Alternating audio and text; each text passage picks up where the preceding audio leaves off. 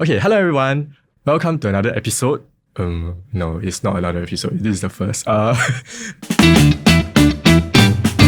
Hello everyone. So who here knows what is the first mover's advantage? Okay, so over here we have a URA Master Plan of, I would think, a highly talked about area. Okay, so for those who don't know what this is about and is interested, please stay tuned until the end of the video. So over here I have a master plan from 2003, and on this slide, master plan on 2025. What is the difference between these two master plans? Okay, so obviously the land got cut up into smaller pieces and there are a lot more planning done into it. So over here on this plot itself is what we are going to be talking about today. Okay, but before we begin, so over here, this plot is actually bought by 3 developers, Fraser's Property, Security House, as well as CSC Land Group. So they have been in Singapore for a period of time, as well have done multiple other new launches such as the Robertson Opus, Ori, One Holland Village, and Alta. These 3 key points that I want to point out today. 9 bidders, first non-landed residential in 33 years in the area, and the first out of estimated 15 to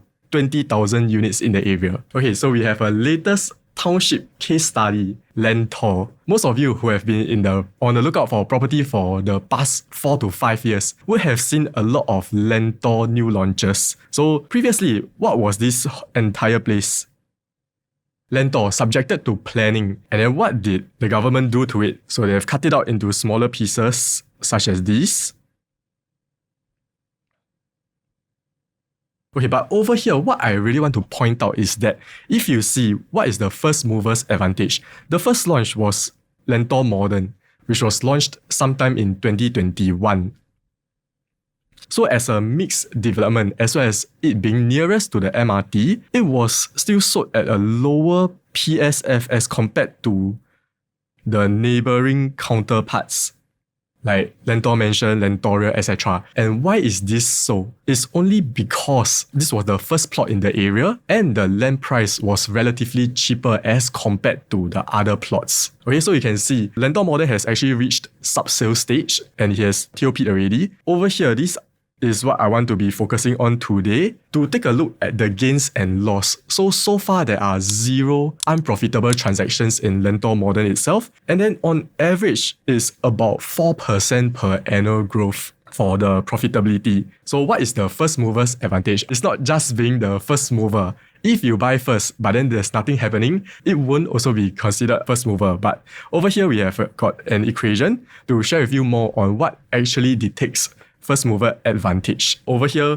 we'll be deep diving into 3 points: your macro, buyer's appetite analysis, then micro, true per square foot lease comparison method, which we call the TPLC, as well as finally the scorecard, which is the resilience index of your property. A little bit about myself. So I've been in the industry for 7 years, so mainly in the new launch market. So I've helped 93 families so far to asset progress or to do their portfolio restructuring. Disclaimer, while every reasonable cost is taken, do your due diligence and also check in with your trusted advisor before making the purchase itself. So back to topic, how do I know that I'm actually enjoying first mover's advantage and what does that mean? Okay, so this is from ChatGPT. First mover's advantage equals to investing first in an area. Okay, so the idea is that you buy when prices are lower over here and benefit when demand, amenities,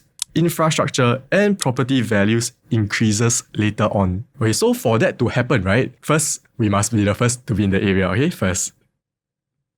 But that's not all. So as what I've briefly mentioned just now, being first does not necessarily mean that there is an advantage. If there's nothing done to the area, right, or if there's no increase in demand or increase in value, actually it doesn't mean anything. You'll just be sitting there wasting your time, holding on to a property that's stagnant or doesn't grow as much. Okay, so next, there must be an investment of resources leading to increase in demand and eventually leading to increase in value. Okay, so how do I know that this is a high demand area? What I always share with clients is that value is always correlated to demand. The more people that are looking at your property, the more offers there will be, and then the higher your prices can go. Over here, actually we are also not the first buyers for this plot of land. The first buyer is actually developer themselves.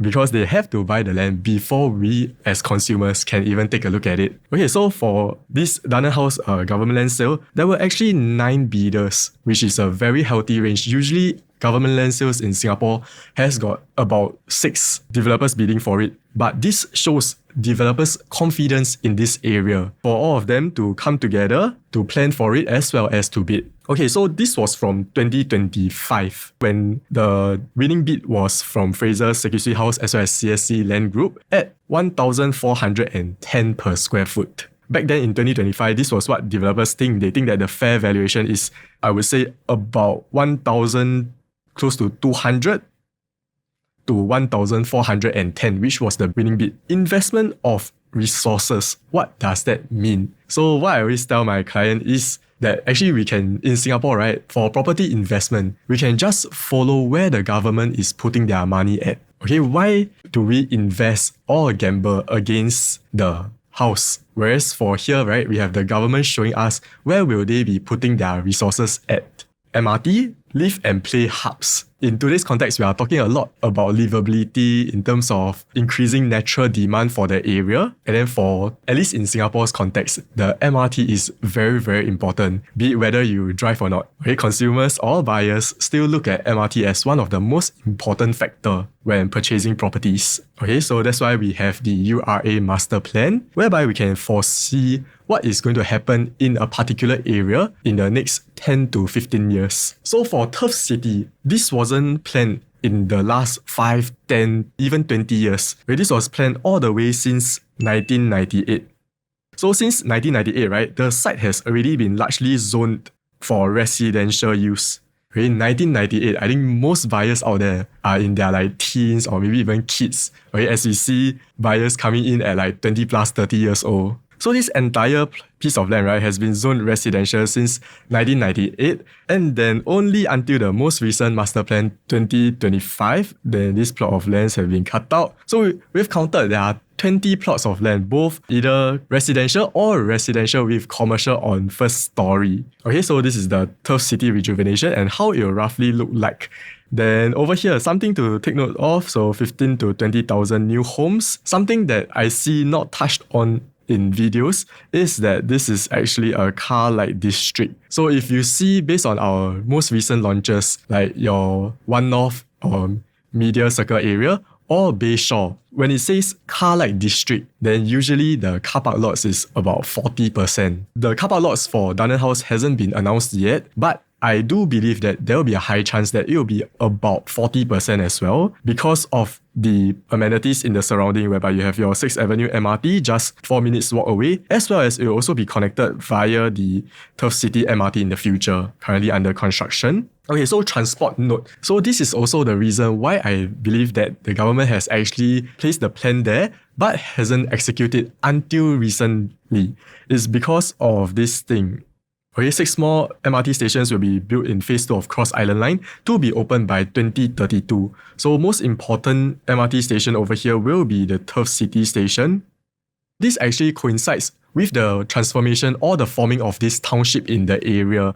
Why? Because from 2031 onwards, these developments will start to TOP, and then the MRT will be there to function for residents in the area from 2032 onwards. Next up will be leading to increase in demand. Predictor of value increase is also future demand in the area. Okay, so for future demand, what can we see from this slide? So just now I've mentioned back in 2025 when 9 developers bidded for Dunearn Road GLS, it was common consensus that developers believe that the fair price of the land in this area is about 1,002 to 1,410 per square foot, which was the winning bid. Fast forward just 1 year later, there are 6 developers bidding, which is also still a very healthy bid. But the most important thing over here is you can see that the land price, instead of the previous GLS being awarded at 1,410 per square foot, right now all the bids are actually starting from 1,480 all the way until 1,610 25 per square foot, which was the winning bid by Wing Tai Holdings and Metro Holdings. So there's a 15% price gap between these two land sites just from 1 year's difference. This plot of land by Wing Tai and Metro is actually residential with commercial on first story, which is why there might be a slight premium on the land price. But in the resale market, what we see is that when your neighbors, especially when the distance is almost negligible like this, sells at this price, naturally the residents or sellers in this development will also try to ask for that price. And more often than not, from what we see in the past, example for Park Colonial and Woodley residences, the price gap actually does eventually close up, which means for Dunearn House, there is almost 15% gap in between for it to close up. Actually, for the increase in value, it comes very naturally because once there's an investment of resources which increases amenities and infrastructure in the area, as well as the increase in demand, this will lead to increase in value. We have 3 ways or techniques to analyze value, present and future. Buyer appetite analysis. So for buyer appetite analysis, we'll actually compare past transacted, which indicates acceptability of price in the area, current comparables, which is resale and new launches in the market right now, as well as upcoming. Okay, so for past comparable government land sale, I'm using URA Modern as a gauge. Why? Because if you see over here, the land cost, there's only a $10 difference. Okay, then we can see that Guaco Land sells over 90% of URA Modern on launch day at an average of 3,266 per square foot. So over here, 2 points to take note. First is 90%. Second point is 3,266 per square foot. Okay, so 90% means that for its entire development, buyers are actually accepting this price range. Okay, so going from maybe your 2008, 2009, all the way to 3,002, 3,003, 3,400 per square foot. Then next up, average of 3,266 per square foot.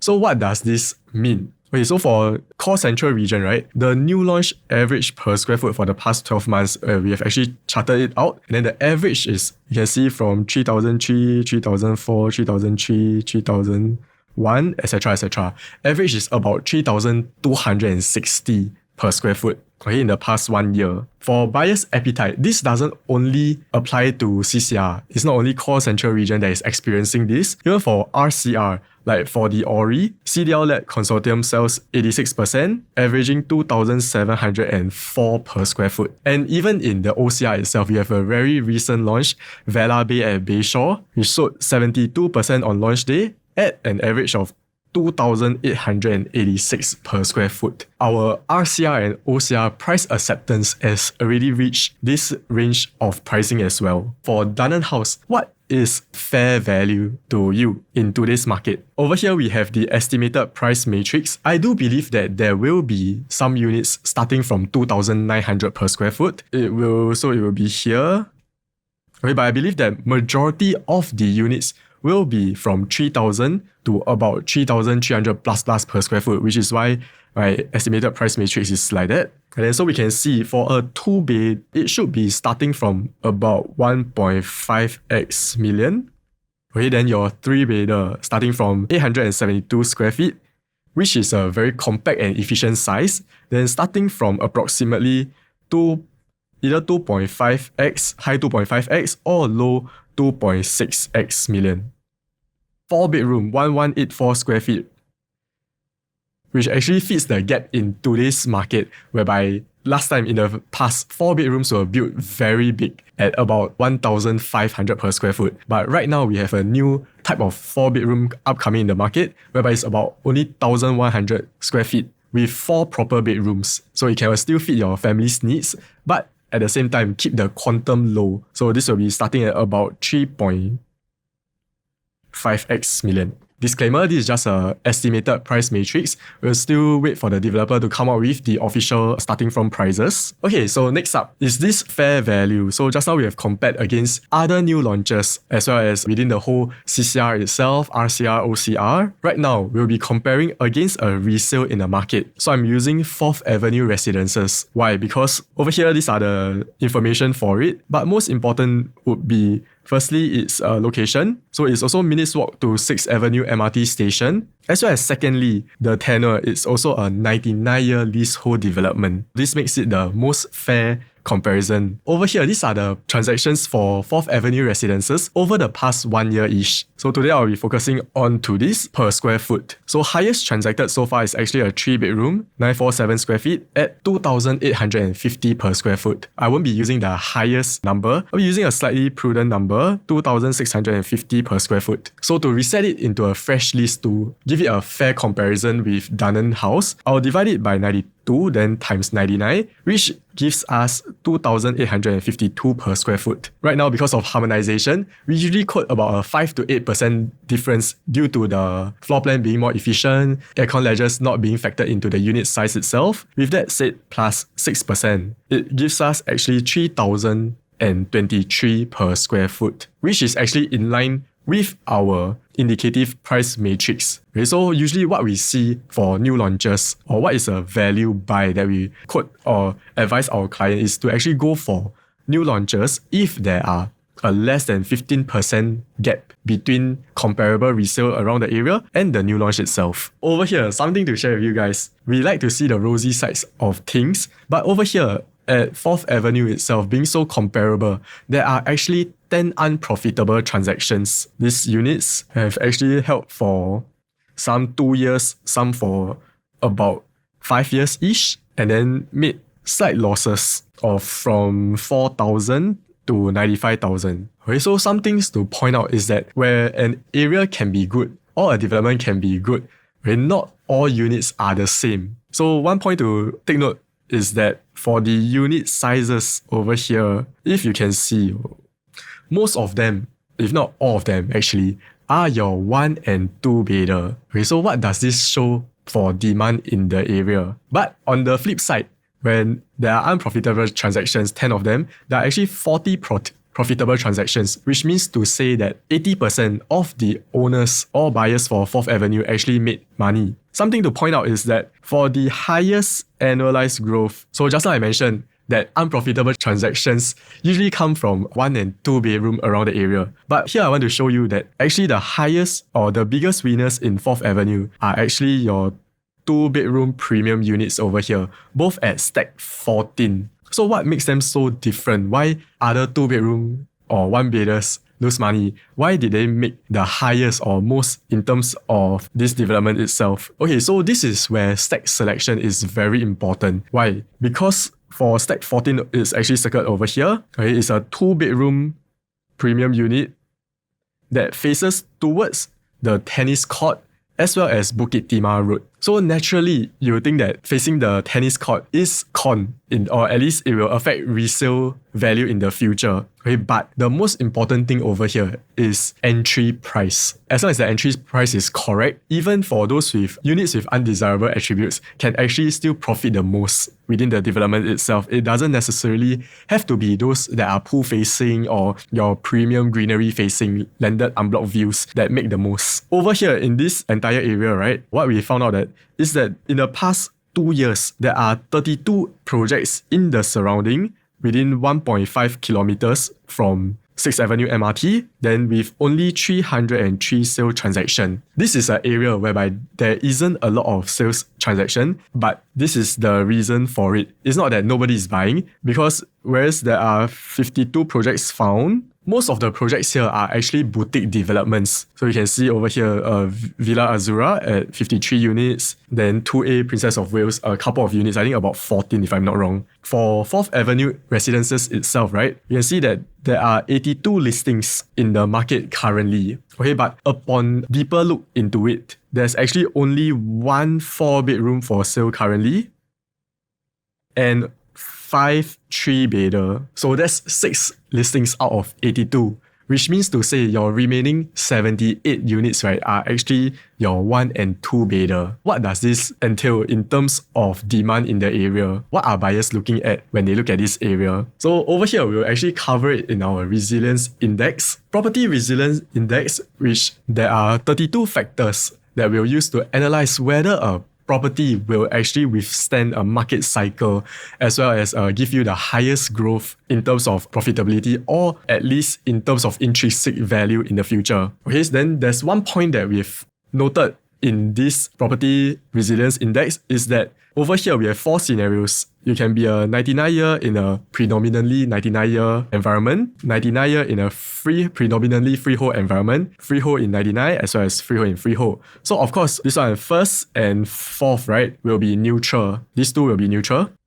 This one will be a good thing because the rest of your competitors all in the surrounding are 99-year, whereas you are freehold. Over here for Dunearn House itself is actually this 99-year launch in area whereby it's mainly freehold. So what does it mean for you? Does it mean that this development cannot buy? Okay, so this is only one factor. There are still 31 other factors that join in to actually create the exit strategy or exit score for the property itself. Welcome to the main topic. So today I'll be talking about Dunearn House. So it has been a good, 15-20 minutes, but we're just starting. So Dunearn House will be previewing in July this year. Okay, then location is over here, about 4 minutes walk to 6th Avenue MRT. 2 blocks of 19-story as well as 3 blocks of 10-story residential building with 1 basement car park, then 380 units, leasehold 99-year starting from 2025 September. Unit types 2 to 4 bedroom. This is something that I really like because it actually eliminates the 1-bedder in the unit mix, which actually makes this development a lot more family friendly because it will be less tenanted. As information for Dunearn House itself, so project name of course Dunearn House. This I've went through site plot ratio. Okay, so 2 blocks of 19-story as well as 3 blocks of 10-story residential building with 1 basement car park, then 380 units, leasehold 99-year commencing from 30th Sep 2025, then unit type 2 to 4 bedroom premium plus study. So this is what I really like about it being 2 to 4 bedroom. It actually lowers the tenancy rate in the development itself and then makes it a bit more like family oriented. 2 to 2 plus study over here, there's actually 46% of it, and then the rest 54% will be our 3 and 4 bedder. Okay, so it's a foothold in Singapore's prestigious education belt, first non-landed residence in District 11 Swiss Club in 33 years, first mover in the area, 10-minute neighborhood with amenities at your doorstep. So right now our government is very big on this. Anywhere you also start seeing 10 minutes neighborhood, like example at your Marina Gardens area, 4 minutes walk to 6th Avenue MRT station, then possibly the tallest residential development between Yarwood Avenue to Stevens Road, elevated above good class bungalow, as well as the squarish and efficient layouts. So we already have a sneak preview of the layouts and it's really very efficient. Can't wait to share with you guys this. Okay, so here are some artist impressions on how it will look like. Kept some of the heritage factor in which you can see over here. The top of the building actually is designed to look similar to the grandstand. Okay, so this one the architect has really put in a lot of effort into it. And these are the panoramic views at about 19th floor. Okay, so you can see both north as well as south facing, you'll get unblocked view. Prestigious education belt, which is what most developments in Bukit Timah are known for. Primary school, Methodist Girls' School, Nanyang Primary School, Pei Hwa, Raffles, as well as Henry Park Primary School. Some of the top schools in not just the area in Singapore. Okay, so for Methodist Girls' School, right, we have actually done a rough calculation or measurement, and it is not confirmed yet, but there is quite a high chance that it will fall within 1 kilometer mark. Just a disclaimer, don't just take my words for it. We are still waiting for the official update from One Map as well as the developer itself. So if you've watched so far and our methodology resonates with what you're looking at, we have a 45 minutes non-obligatory consultation whereby we share with you what our checklist is about as well as how we identify structural resilience over short-term momentum, over like hype, as well as we deep dive into the crucial or important factors that will actually withstand market downturns or to maximize your profitability. If you are interested in Dunearn House, in our consultation, we can also run through the floor plans and as well as the stack facings to see what best fits your needs or requirements. Thanks for joining us today. If you like what you see, do like, share and subscribe so that we can stay connected. And then our team's number will be in the description box below. Do feel free to reach out to us anytime.